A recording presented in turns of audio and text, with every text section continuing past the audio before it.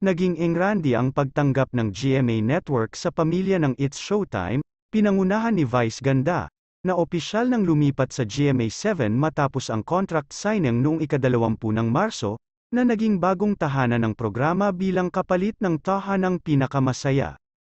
Sa isang litrato mula sa ABS-CBN, makikita ang mga host ng It's Showtime na sumakay sa isang float patungo sa GMA7, suot ang kanilang mga pulang damit, at masayang tinanggap ng network.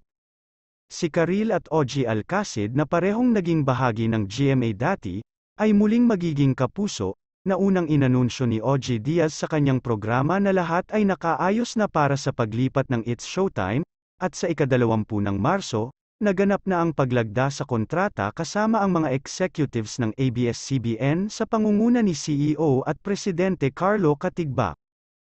Si Robby Domingo at Ia Villania ang nagsilbing host sa contract signing, kung saan maligayang binati ng "What's up madlang kapuso" sa kanilang pagdating.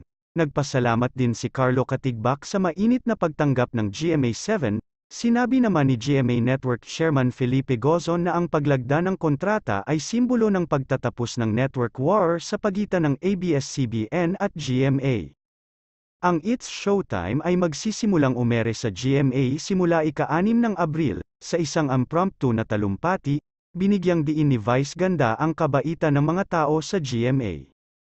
Pahayag ni Vice, maraming salamat sa GMA dahil grabe yung pagtanggap nyo talaga sa amin lagi, ang sarap-sarap po ng karanasan na yun na ibinigay nyo sa amin at kami po sa ABS-CBN na nakakaranas ng ganyang pagtrato at pagtingin mula sa inyo. Lagi po namin na pag-uusapan at hindi nawawala yung kabaitan. In fairness ang babait ng mga taga-GMA, lagi namin nababangit ang babait ng mga taga-GMA, ang dali nilang kausap, maayos sila kausap.